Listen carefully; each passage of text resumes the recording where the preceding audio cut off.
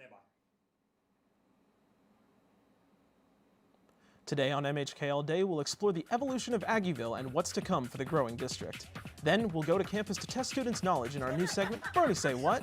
Plus, former K-State football player is getting inducted into the Cotton Bowl Hall of Fame. All of this and more coming up. This is MHK All Day.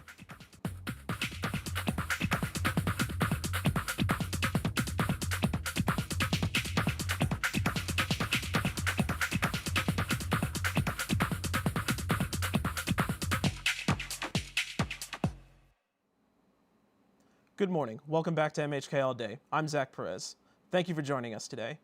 On today's show, we'll take a look at how Aggieville construction is creating new opportunities for retail developers in the district. But first, let's take a look at the news from around our area with Dawson Wagner in our News in 90.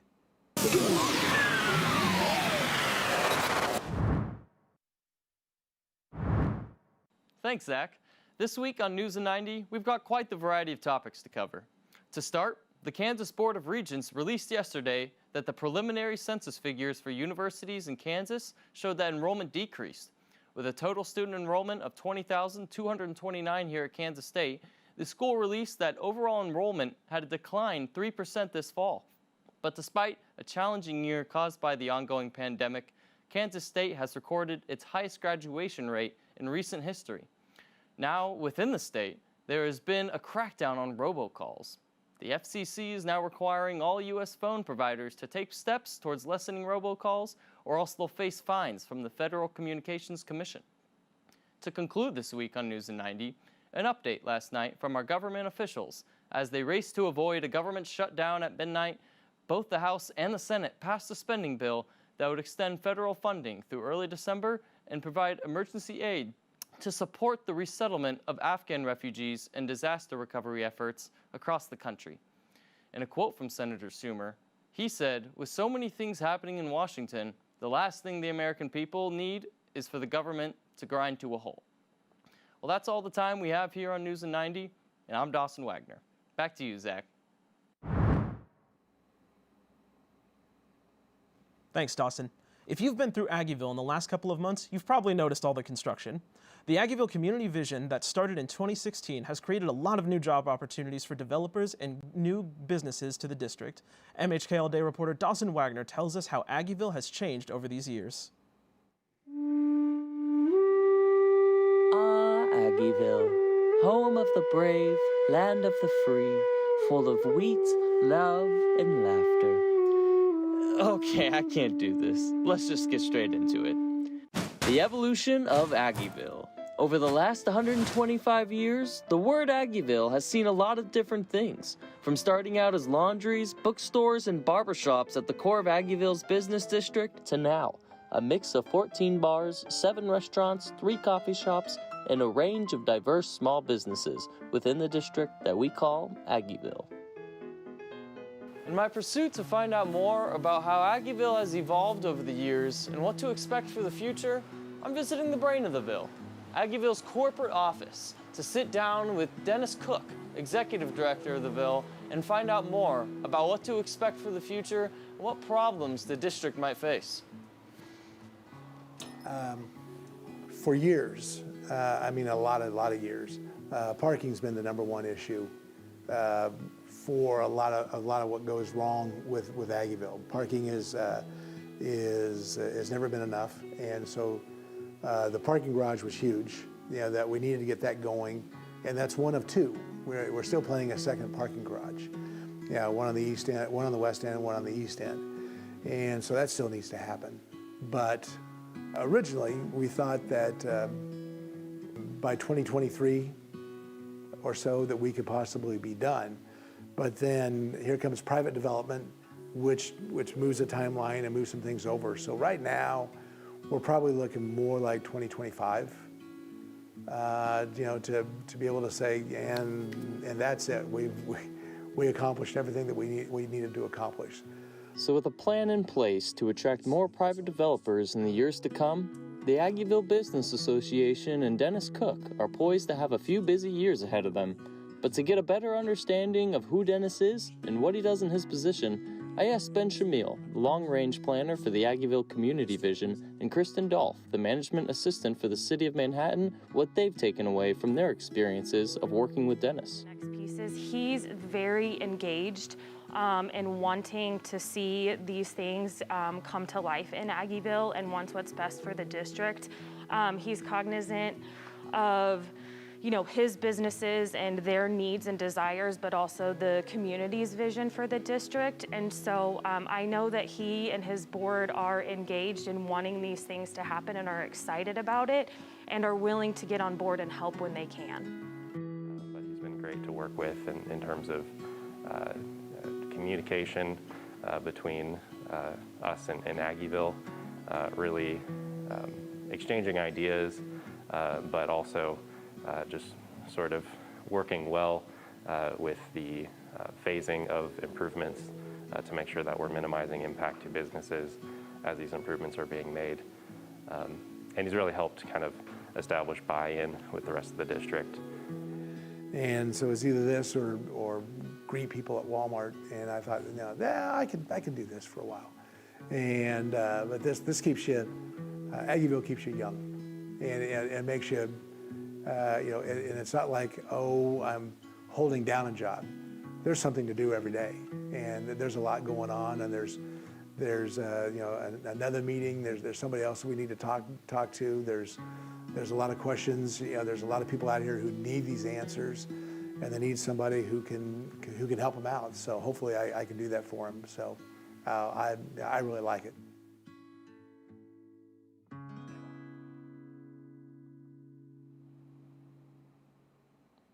To find out more about what changes will be coming to Aggieville over the next few years, you can visit cityofmhk.com/Aggieville Community Vision.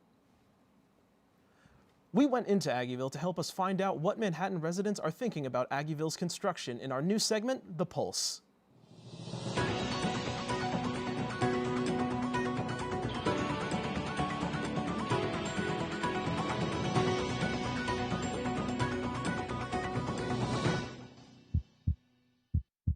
Today, we're here in the heart of Aggieville to get a sense of what Manhattan residents feel about the ongoing construction and renovation in the area, as well as their hopes for the future of the Ville. When we moved here, there were a lot of shops other than bars. I think that's the biggest change. These new buildings that are going up, becoming high-rise, that's one of the biggest changes I've seen. I feel like there's so many more local businesses, great family places. Yeah, I think these are like great improvements to Aggieville, and stuff's awesome. So, I never have a problem getting a parking place, so I'm not too concerned about it. But I'm not down here that much, and I make it a point not to come in the evenings. I mean, it's pretty annoying right now, but when like the parking garages and everything are done, it's gonna be better than it ever has been before. So I'm glad they're opening a garage. We'll just see what happens from here. I don't know if people are going to be crazy about paying to park in Aggieville after not having to do that for years, but I know they're going to be good to have places to park. Definitely has been a difficult process, but I feel like the Aggieville community has also been proactive at providing the space for cars, and hopefully we are more motivated to walk more and have more pedestrian areas. Construction's always a pain to deal with, but once it's over and done with, it's pretty nice. I'm not particularly fond of run-down places and crowded conditions, so I think it's good. I think it's looking very attractive so far, so I have high hopes that this will all work out. Over the years, Aggieville has changed in both big and small ways. And with the parking garage behind me set to open up early next year, it's safe to say that these changes are continuing, and there will be even more to come in the future. For MHK All Day, I'm Kate Kennedy. Back to you, Zach. Stay up to date with us as we continue to follow up on these upcoming changes to Aggieville. After the break, we'll see some brain teasers that will make your brain say, "What?" in our brand new segment, Bernie Say What?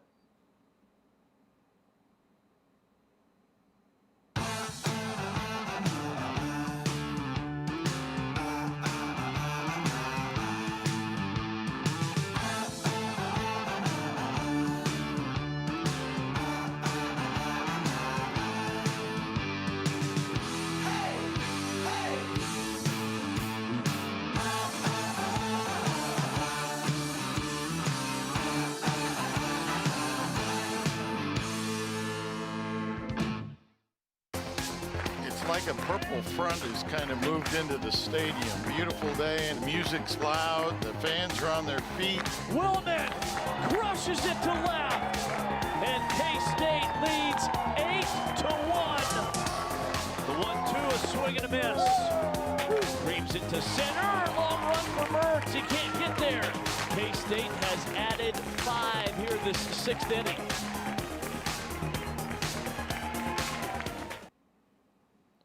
Welcome back, and thanks for tuning in. On the show that inspires, aspires, and speaks with fire, it takes us to the K-State campus to show us just how smart our students are in this brand new segment, Bernie Say What?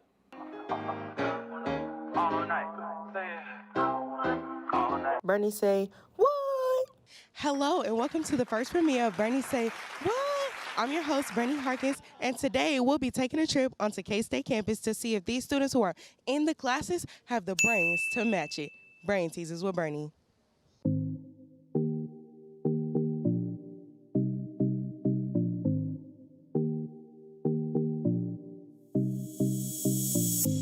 here with Dylan. Dylan. Okay, nice to meet you, Dylan. Okay, let's see. We finna test your knowledge on brain teasers.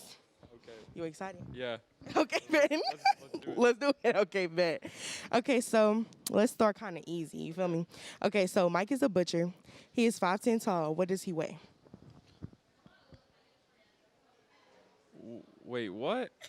Okay. You gave me his name and his height. Yeah. Okay, so I'm ready one more time. Okay, so Mike is a butcher, and he is 5'10" tall. What does he weigh?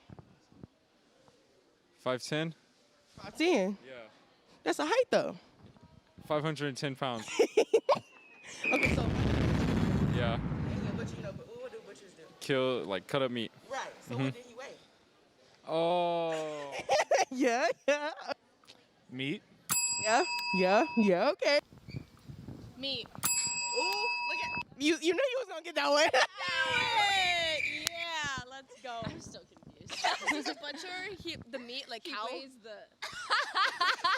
No, I still don't get it. Okay.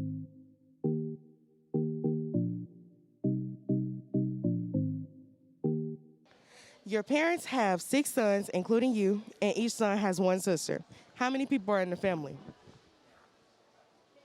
Including the parents? Yeah. 9. Woo! We got a winner! Look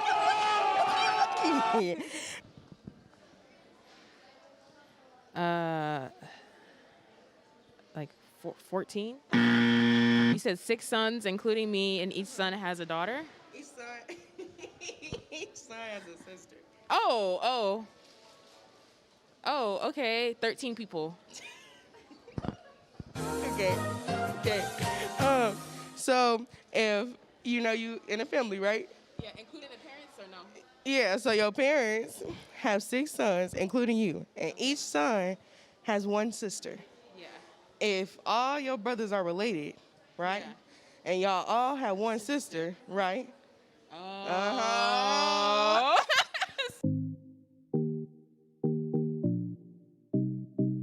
So a farmer has 17 sheep and all but 9 die. How many are left? A farmer had 17 sheep. All but 9 had died. Mm-hmm. How many left?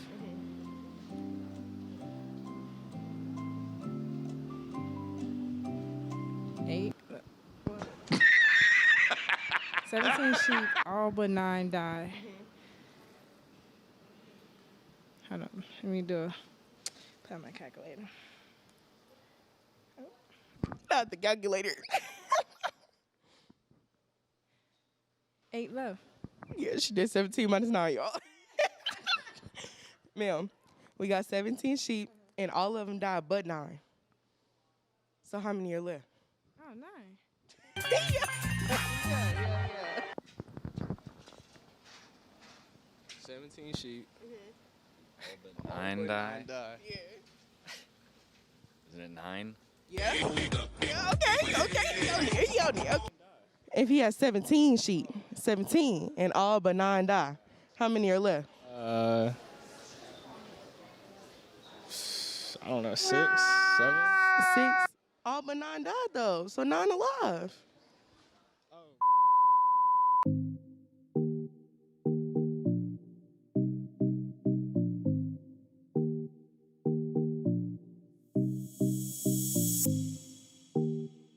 Run it back one more time. Okay. A man stands on one side of the river. His dog is on the other. The man calls his dog, who immediately crosses the river without getting wet, without a bridge or a boat. How does the dog do it?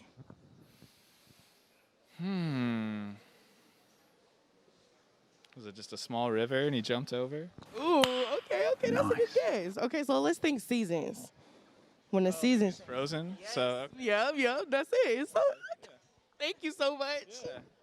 Honestly, I don't know how the dog did it. No, he, oh my gosh, he dug a hole underneath the river.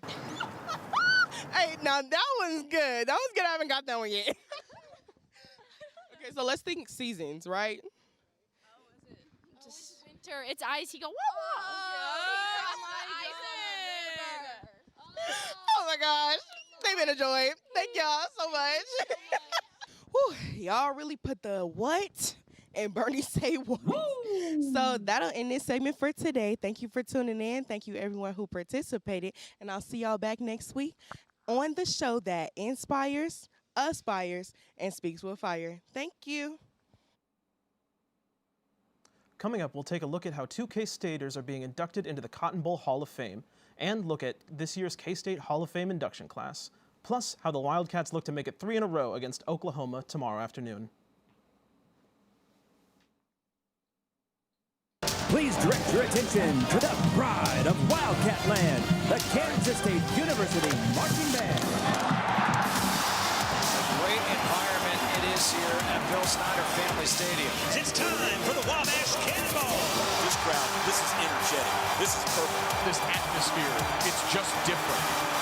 The one, the only, the pride of Wildcat Land, the Kansas State University Marching Band.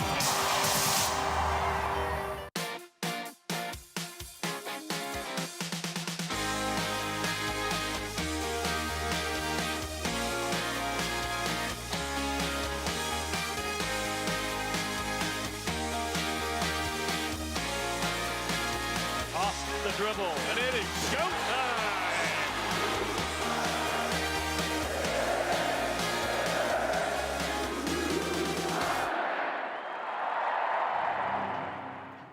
Tomorrow afternoon, the Wildcats will return home after opening Big 12 conference play with a loss on the road at Oklahoma State. The Cats will attempt to defeat Oklahoma for the 3rd year in a row. This week, Coach Chris Kleiman said they know the 6th-ranked Sooners are coming to Manhattan highly motivated. We've got to worry about us because we're going to play a team that knows that we've beat them the last 2 years. They're going to be ready to play. They're going to be prepared, and I think we'll get Oklahoma's best. Also this weekend, several former athletes will be inducted into the K-State Athletics Hall of Fame. Among them is former running back Darren Sproles, who was also selected to be a College Football Hall of Famer in 2021. Sproles and the 11-member class will join more than 80 individuals who have received one of the highest honors in K-State athletics. Additionally, there are more K-Staters being inducted into the Hall of Fame around the country. This time it's a former player and coach who had tremendous success in a bowl game 2 decades ago. Jonathan Beasley was a quarterback at K-State from 1996 to 2001. However, one game in particular stands out that has now earned him Cotton Bowl Hall of Fame honors. It's a great honor. You know, I don't take it just as myself, but as my teammates too. I mean, without those guys in that game, and, you know, throughout my college career, we probably didn't have that opportunity. Just as how hard we worked to be able to achieve something like that. Beasley says that he has vivid memories of the game's temperature, but he says that the cold is exactly where the team thrived. We love playing in the cold. We've been there before. We had just won senior night against Nebraska, you know, in the cold. So we knew it was going to be a good game for us. When I scored that first touchdown, it was a QB draw, and it, you know, just opened up perfectly. And from right then, we knew, hey, we're about to roll. We're going to have a great time. Also in the induction class is Coach Bill Snyder, and Beasley says that he appreciates the significance of going into the Hall of Fame with his coach. It's a humbling honor. I mean, just think about, there are a lot of people that go into Hall of Fames and all that stuff, but not many can say that they're going in with the coach that was their college coach. The ceremony will take place on October 5th at AT&T Stadium in Arlington, Texas. Coach Bill Snyder says that whenever big ceremonies like this take place, he is thankful for all the people that help make it happen. I think the countless number of Hall of Fames has is due to people like Jonathan Beasley and many wonderful coaches that have been in our program, many wonderful players in our program, and an amazing fan base. For Beasley, he said that he is excited for the ceremony because it will give him another opportunity to see his former teammates and coaches. I know a couple of my teammates are going to be there, so I'll be excited to see those guys. I think a couple of coaches are going to be there as well that I haven't seen in a while. So, just to be able to celebrate with those guys and let them know that it hadn't been for them, that I wouldn't be in this spot that I am today. Several others who are being inducted include Notre Dame split end Tom Gatewood, Boston College linebacker Bill Romanowski, and Arkansas guard and current owner of the Dallas Cowboys, Jerry Jones. That's all we have for sports this week, but don't go away. Up next, we'll be taking a look at how Manhattan's local music scene is slowly returning to performances after COVID's initial lockdown. And then we'll head into the garage to see how one local band is making the most of this reopening. I actually started out in mechanical engineering, and I realized that I liked a lot more of the sciences and chemistries and biology classes that came with engineering. So then I decided to try out chemical engineering first, and I really enjoyed chemical engineering. The engineering degree also opens a lot of opportunities into other fields. Hoping to go to law school after I graduate to study patent law. It's a really good opportunity to take what you had learned with your engineering degree and apply it more so in a law or government-based application. What the radio station has done for me, it has allowed me to use my public speaking capabilities and provide it into a entertaining way. I would say the fact that most of the classes I've taken have not just been fluff, like they feel like they've actually prepared me for the world. If all things go well, working there might have gotten me a job. Welcome back to MHK All Day. On October 16th, Wildcat 91.9 in Public Hall will be putting on the first live concert the local coffee shop has seen in over 2 years. The two organizations had previously worked together on a series of concerts at the patio venue. However, future events were quickly canceled due to COVID lockdowns. The revival of the series has some former community members excited for what's to come. COVID hit, and it was just a cold cut stop, and I was just like, did we just lose all of this momentum and like relationships we built with like all these musicians? And so I was really scared that things like this wouldn't happen again. And so now that you guys are kicking it back up and you are doing well and you got good things happening, and I'm just very proud.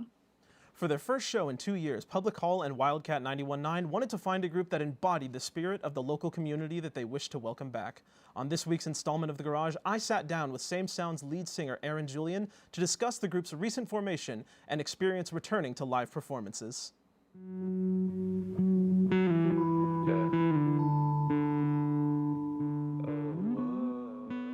Hi everyone, welcome back to another episode of The Garage. This week I've got Aaron Julian with me, one of the members of the band The Same Sounds. They'll be performing on October 16th at the Public Hall concert. Aaron, how you doing? I'm doing great, man. How are you? I'm doing good, good. So usually just to start these off, I like to do kind of like a couple of get-to-know-you questions for members of bands, and specifically just for Same Sounds. So how long has Same Sounds been around at this point? Not too long. I would say probably about 6 months at this point. We formed as a collective. It was my initial idea. I had a bunch of friends in it, and over time it just kind of whittled down to Isaac and I, and then we were looking for a drummer, and we found Ben, and then very quickly after that just started playing some shows. So kind of talking about Same Sounds in specifics, what would you kind of classify your guys' either like sound or like genre that you guys have? It's definitely rock music. We all come from pretty different musical backgrounds. I love I love hip hop, and I love a bit more like harsh and abrasive music. I grew up listening to like 9 Inch Nails were my parents' band. And Isaac really, really loves jazz and things like that. And Ben grew up playing in a lot of like R&B and soul bands, so that's what he's more versed with. So it's a bit of a blend of all of those things, but with me writing the songs, they're a bit more aggressive. But we definitely try to go to a lot of different places. We don't try to limit ourselves to one genre, but we're definitely a rock band. All right, yeah. Is this like, you know, creating music or like being in bands or like even your solo work, is that something that you're trying to do as a career? Is that kind of... Absolutely, yeah. I mean, that's my dream. Of course, nowadays it's a very intimidating thing to want to go in and be a professional musician, what with everyone being able to make music. I've read a book once that someone believes that in the not so far future we might not have the music industry that we see nowadays, where we have very rich celebrities and stars and things like that, and it might be a bit more of a thing where everyone kind of creates their own music in their communities for each other. And I think that that's a really cool idea, and I would love to see that. And but making music and playing music is what I love to do. It's the only thing that I can't see myself getting bored of. Nice. It's fairly common in like this like local music scene, but I don't know, like it's definitely like a sense of pride having like a lot of people like you in this community. Yeah, no, it's like, and Manhattan, you know, it almost feels like in Kansas there are these little pockets, especially around colleges, where people are a bit more open to be weird in public. And I mean, you know, like that's what live music can do for people, and make them comfortable to be themselves and explore other things. Yeah. That's certainly what it's done for me. Shifting gears one last time, this is more just like kind of like drawing from like your experience for people who like, do you have any kind of like advice just from like someone who's been in it for a little bit for people who want to get into this scene, or any kind of just like advice that you would have for people who are looking to get into the scene now?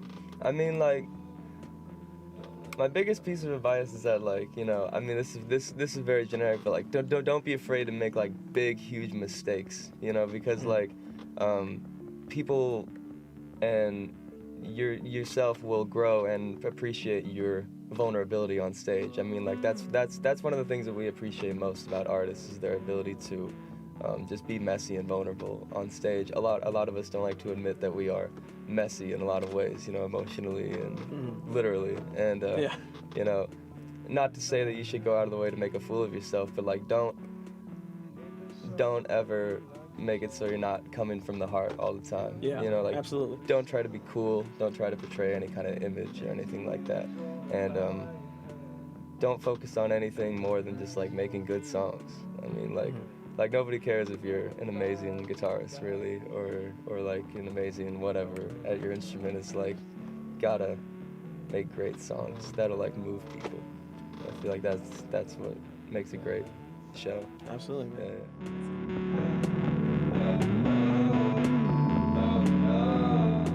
Same Sounds will be performing live at Public Hall on Saturday, October 16th. For more information on the concert, you can follow Public Hall and Wildcat 91.9 on social media.